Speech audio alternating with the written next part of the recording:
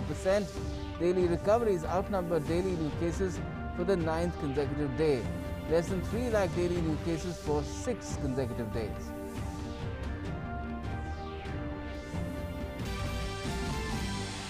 Cyclonic storm brews in Bay of Bengal. Indian Coast Guard initiates preemptive measures on eastern coast as cyclone Yas approaches.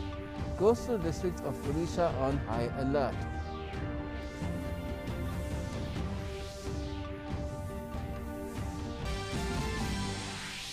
Nepalese President Bidya Devi Bhandari dissolves House of Representatives, announces polls on the 12th of November and the 19th.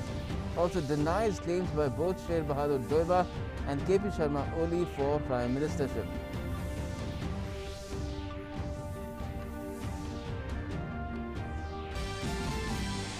The US calls for two-state solution in the Israel-Palestine conflict, welcomes ceasefire, discusses measures for better future of Palestinians and Israelis.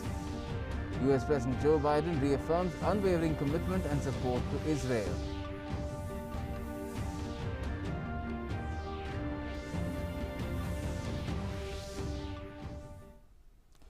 Namaskar, you're the latest here on DD India and DD News. I'm Gautam Roy. Now, the Sanyukt Kisan Morcha has written to Prime Minister Modi urging resumption of talks over the 3 farm laws they've been agitating against at Delhi's borders since November last year. Several rounds of talks between farmers and the government have failed to break the deadlock over the 3 central legislations. A government panel had met farmer leaders on the 22nd of January. There have been no talks between the 2 sides since the 26th of January when the tractor rally turned violent. The farmers' body has said that they don't want any farmer to get exposed to the health hazards of the coronavirus pandemic. It has urged the government to reinstate and reinitiate a dialogue with the protesting farmers.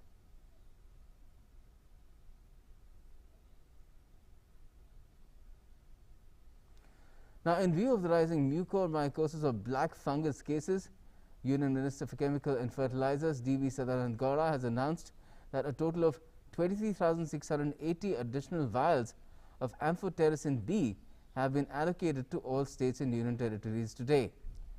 Sadanand Gowda tweeted, and I quote, "After a detailed review of rising number of cases of mucormycosis in various states, a total of 23,680 additional vials of amphotericin B have been allocated to all states and union territories today.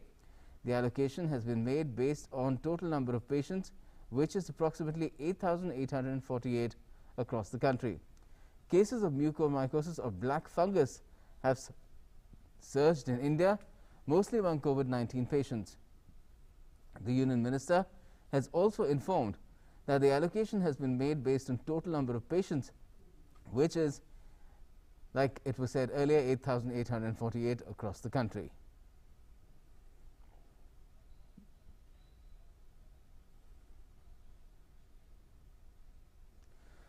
And also in other important news, Union Defence Minister Rajnath Singh will be chairing a high-level virtual meeting tomorrow with all state education ministers and other stakeholders to discuss the proposals for the conduct of exams for Class 12 and entrance examinations for professional courses. The meeting will be attended by Union Minister for Education Ramesh Pokhriyal Nishank, Union Minister for Women and Child Welfare Smriti Zubin Irani, and Union Minister for Information and Broadcasting Prakash Javadekar. Union Education Minister Ramesh Pokhriyal Nishank has written to states and union territories. He has said that the centre and CBSE are exploring options regarding the conduct of the exams. The Department of Higher Education is also deliberating upon the finalization of the dates of exams for institutions of higher learning. To reduce uncertainty among students, it's desirable that a considered decision is taken about Class 12 CBSE examinations in the interest of all students across the country.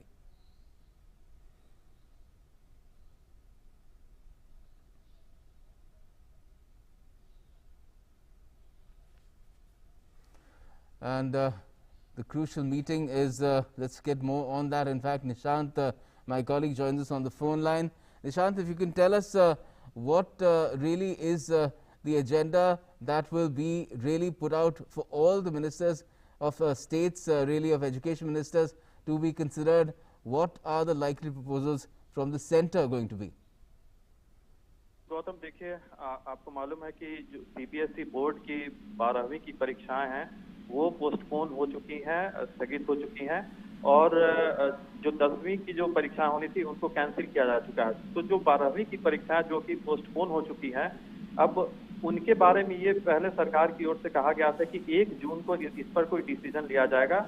जो अभी corona की स्थिति को ध्यान में रखते हुए 1 जून को डिसीजन होगा कि कैसे इन परीक्षाओं को लेना और कब लेना है। तो ऐसे में अब छात्रों के बीच भी काफी इस इशू को लेकर कंफ्यूजन है कि क्या जो क्लास 12 बोर्ड की परीक्षाएं होंगी या नहीं होंगी, अगर होंगी तो कब होंगी। तो इसी कंफ्यूजन को दूर करने के मकसद से कल काफी एक हाई लेवल मीटिंग बुलाई गई है। और जैसा कि आपको मालूम है कि प्रधानमंत्री ने भी पहले कहा है कि इस इशू पे कोई भी डिसीजन लेने से पहले सभी स्टेट गवर्नमेंट और जो भी स्टेक होल्डर्स हैं, चाहे वो स्टूडेंट्स हैं, टीचर हैं या पेरेंट्स हैं, इन सब से कंसल्टेशन एक व्यापक विचार विमर्श करना जरूरी है। तो इसी के मद्देनजर कल एक इम्पोर्टेंट मीटिंग बुलाई गई है, जिसको कि defence minister Rajnath Singh chair करेंगे। और इसमें 3 अन्य मंत्री, शिक्षा मंत्री Ramesh Pokhriyal Nishank, women and child development मंत्री स्मृति जुबिन ईरानी और सूचना एवं प्रसारण मंत्री प्रकाश जावड़ेकर, ये तीनों इस वर्चुअल मीटिंग में शामिल होंगे। ये एक वर्चुअल मीटिंग है जो कि कल 11:30 बजे बुलाई गई है। और इसमें सभी राज्य और केंद्र शासित प्रदेश जो यूनियन टेरिटरीज हैं, उनके एजुकेशन मिनिस्टर इसमें शामिल होंगे। जो एजुकेशन सेक्रेटरी हैं वो सब इसमें शामिल होंगे। और अन्य जो भी स्टेट एग्जाम बोर्ड है, जो राज्य परीक्षा बोर्ड है, उन सबके जो चेयरपर्सन हैं वो इसमें शामिल होंगे। तो एक काफी इम्पोर्टेंट मीटिंग है, क्योंकि इसी में सभी जो स्टेक होल्डर्स हैं, चूंकि सेंट्रल गवर्नमेंट अकेले खुद डिसीजन नहीं ले सकती है, क्योंकि हर राज्य में कोविड की परिस्थिति अलग अलग है। तो ऐसे में हर राज्य के साथ विचार विमर्श करना जरूरी है, क्योंकि जो सीबीएसई की जो बोर्ड परीक्षाएं होती हैं, 12वीं की परीक्षा हो, चाहे जो अन्य जो प्रोफेशनल कोर्सेज के लिए एंट्रेंस एग्जाम होते हैं, चाहे वो जेई की परीक्षा हो, चाहे वो नीट की परीक्षा हो, तो ये एक पैन इंडिया एग्जाम है। सभी राज्यों में ये एक परीक्षा होती है, ऐसा नहीं है कि किसी एक राज्य में ही परीक्षा होनी है। तो सभी राज्यों में परीक्षा होनी है। तो ऐसे में अगर परीक्षा को कंडक्ट करवाना है तो सभी राज्यों के साथ विचार विमर्श करना होगा और सभी राज्यों की स्थिति का सही आकलन करना होगा। तो ऐसे में इसी को देखते हुए ये महत्वपूर्ण बैठक बुलाई गई है। और आपको याद होगा कि पिछले दिनों जो एजुकेशन मिनिस्टर रमेश पोखरियाल निशंक हैं, उन्होंने भी पिछले 17 मई को इस मुद्दे पर सभी राज्यों के एजुकेशन सेक्रेटरीज के साथ, जो स्कूल एजुकेशन सेक्रेटरीज के साथ भी एक मीटिंग की थी।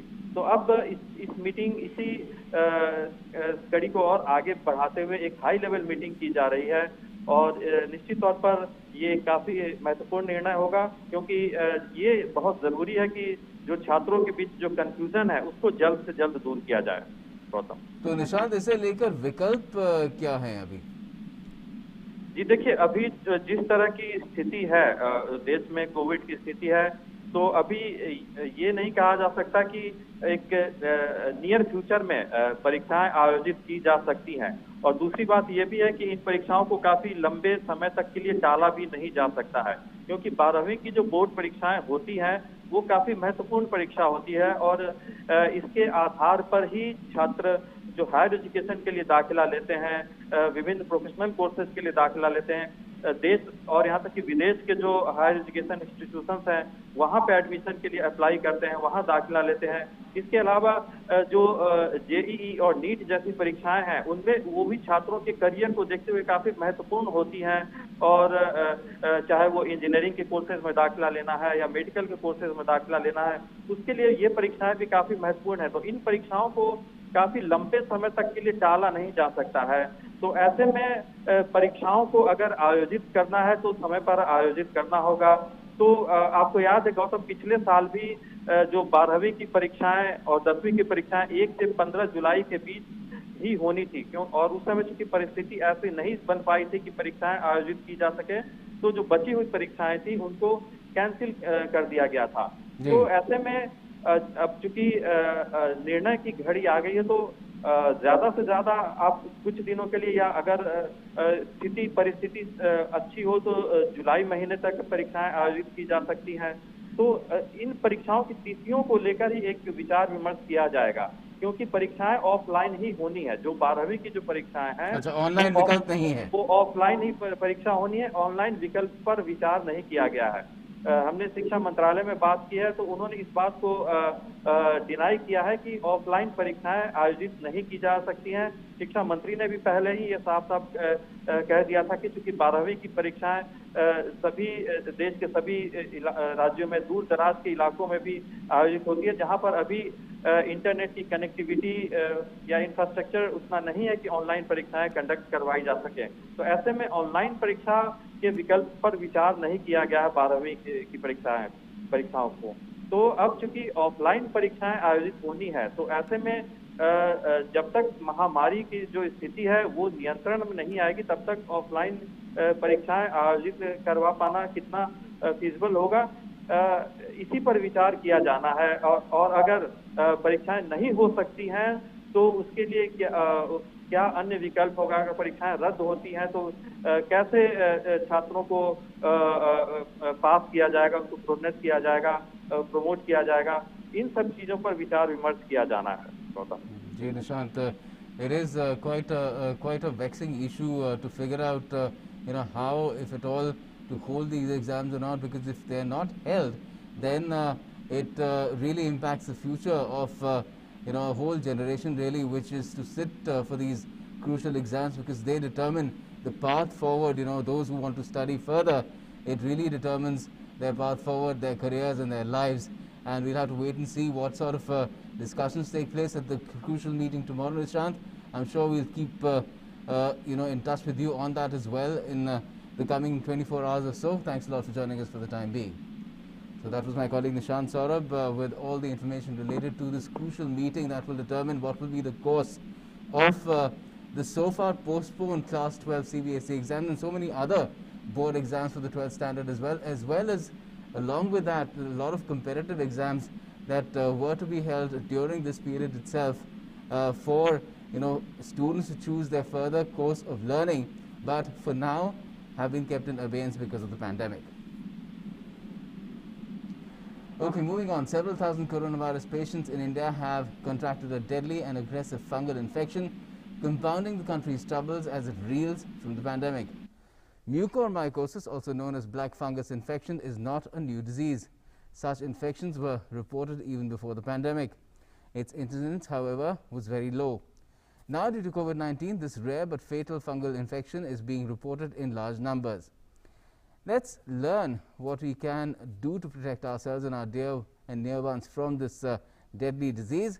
Well, medicines used in treating COVID-19 tend to bring down the count of lymphocytes. Lymphocytes are one of the 3 types of white blood cells which defend our bodies against disease-causing pathogens such as bacteria, viruses and parasites. The reduced count of lymphocytes makes way for opportunistic fungal infections. Now, there is a higher chance of occurrence of mucormycosis or black fungus in patients whose immune system is not functioning properly. And since COVID-19 treatment tends to suppress the working of the immune system, it places such patients at a higher risk of contracting the black fungus infection. Now, what are the preventive measures to be taken by COVID-19 patients? Well, people with following medical conditions should be more careful. They should constantly monitor their health and also take the following preventive measures. One, of course, is diabetic patient with uncontrolled diabetes, also steroid usage, plus COVID positive. All 3 combined together places one under high risk of getting mucormycosis. Hence, diabetic patients should always monitor and control their blood sugar level. Another rising concern is that of misuse of steroids that directly affects one's immune system. It's advised that if a COVID-infected person's oxygen saturation level is normal and he or she is categorized as clinically mild, steroids should be completely avoided. And what are the preventive measures that could be followed as well? Well, cleaning and replacement of humidifiers for those using oxygen concentrators should be practiced. Sterile normal saline should be used in the humidifier bottle and changed daily. And lastly, masks should be disinfected daily as well. It's also advised that if anybody notices pain and redness around their eyes and nose, fever, epistaxis, that is bleeding from the nose, nasal or sinus congestion, headache, cough, shortness of breath, vomiting of blood, altered mental status and partial loss of vision, they should not miss these minor symptoms.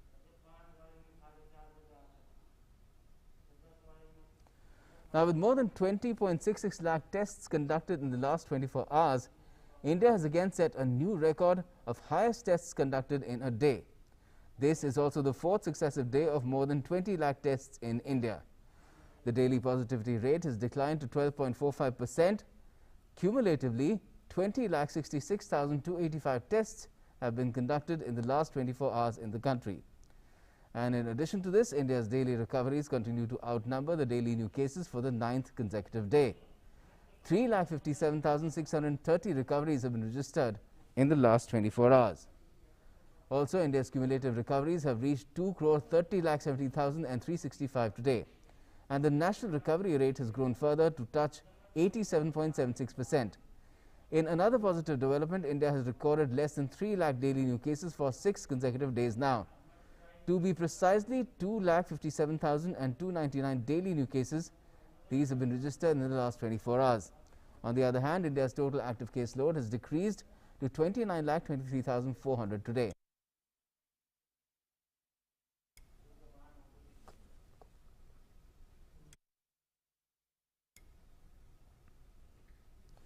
Now, BJP has lambasted the Congress leadership for trying to create unnecessary confusion about the efficacy of Indian vaccines and giving irresponsible statements about the virus variants, calling them Indian virus. Senior BJP leader and Union Minister Prakash Javadekar has said that certain statements about the pandemic by Congress leader Kamal Nath are also an insult to the country. He also clarified that the centre is already working on a war footing to secure vaccines and necessary drugs to fight the pandemic. Congress नेता कमलनाथ ने कहा कि Indian corona, भारतीय corona, कुछ लोग Indian variant कहते थे, ये तो इंडियन कोरोना कह रहे हैं। और उन्होंने आगे कहा, यहां रुके नहीं, उन्होंने कहा हमारी पहचान मेरा भारत कोविड। कांग्रेस के बयान क्या कहते हैं? ये कहते हैं कि देश का तो अपमान है ही, लेकिन देश की कोरोना के खिलाफ जो लड़ाई है वो कमजोर कर रहे हैं। सोनिया जी बताइए कि कांग्रेस ऐसी नकारात्मक राजनीति क्यों कर रही है और आज कमलनाथ ने जो कहा इसके आपने अभी तक भर्त्सना क्यों नहीं की? Madhya Pradesh has decided to increase the corona curfew in the state capital Bhopal till the 31st of May. MP Chief Minister Shivraj Singh Chauhan also held a review meeting with state officials. He later said that considering the decline in the new cases, strict restrictions will be gradually lifted in the state in a phased manner starting the 1st of June. The state government will soon issue necessary instructions in this regard.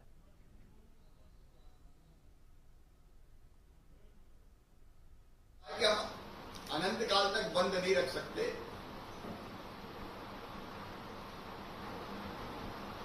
दुनिया भी हमको चलानी है,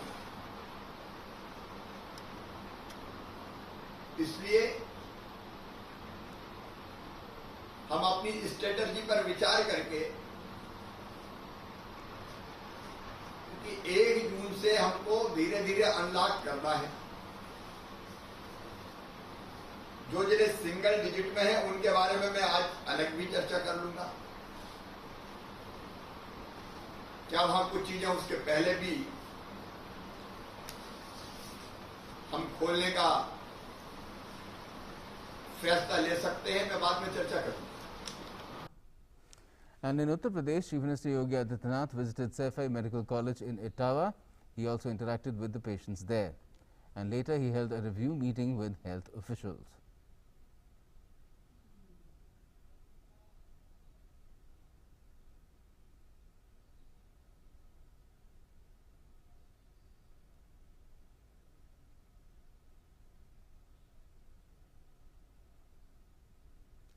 Now, acting on the advice of experts, the Karnataka government has extended lockdown till the 7th of June.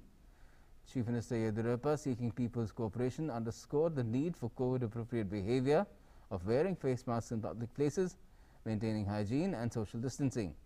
He further added there will be no restrictions on interstate and intrastate movement of persons as permitted by the revised guidelines, and there will be unrestricted and smooth movement of all types of goods, including empty goods vehicles. The state has also decided to give free treatment to patients suffering from black fungus in government hospitals.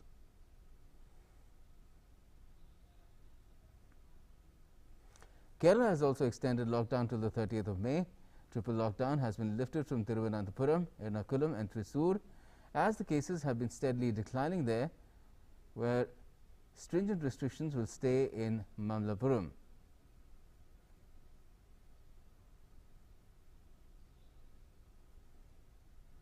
And if you talk about Goa, it has extended the lockdown there till the 31st of May. The state had announced statewide curfew on the 9th of May after a surge in cases was witnessed there. And the decision to extend the period of ongoing lockdown has come after yesterday's cabinet meeting. Goa Chief Minister Pramod Sawant has decided to form a 15-member special task force and an experts committee to tackle and prepare for a possible third wave of the global pandemic. The CM will head the STF, while Health Minister will be deputy in charge. The Ladakh administration has also increased curfew in Leh and Kargil districts. The curfew has been extended by 14 days in Leh and for 7 days in Kargil.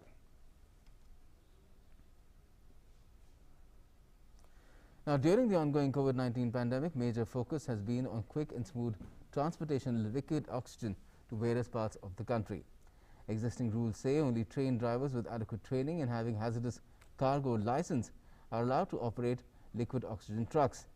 Therefore, there is an urgent need to make available a large pool of trained drivers who can replace the existing drivers, keeping in mind 24/7 operations.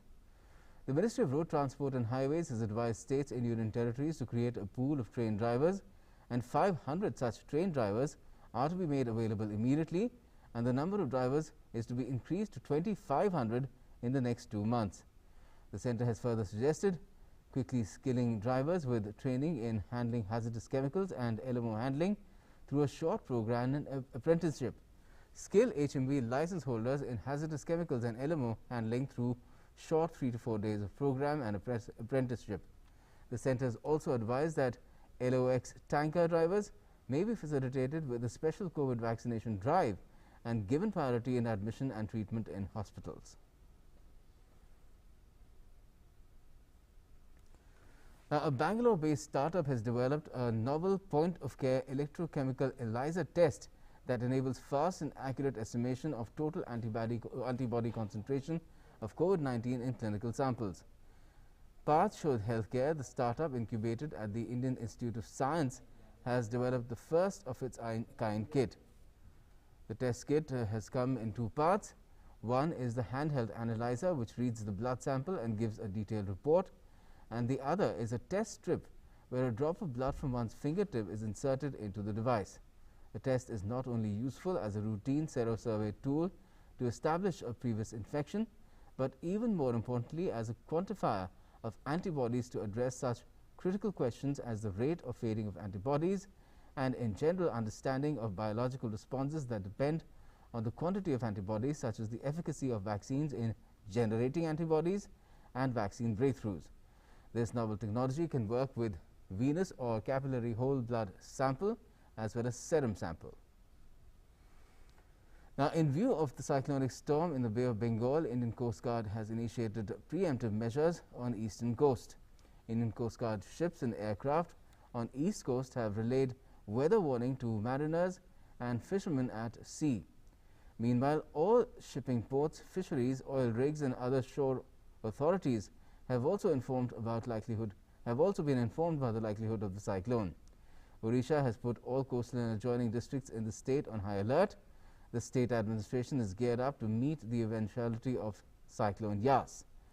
All concerned departments, including electricity companies, rural and urban water supply departments, health departments, Odisha Disaster Response Force and NDRF teams have been put on alert to be in readiness with manpower as well as materials. Fisheries departments, through their warning systems, have also brought back the fishermen who were at sea, except for 39 persons who are also expected to come back by Saturday. 2 airlines and ships of the Indian Coast Guard, Paradeep, are patrolling in the sea to guide ships, fishing boats to come to the shore well before the cyclone hits. Now, in the last few days, ever since the beautiful photos clicked of the moon went viral on social media, Prathamesh Jaju's phone hasn't stopped buzzing. The 16-year-old Pune lad has become an internet sensation for clicking one of the clearest pictures of the last quarter mineral moon. The youngster has a keen interest in astrophotography and aspires to become an astronomer. It took him around 40 hours and 50,000 images to get this one picture. Take a look at these stunning images.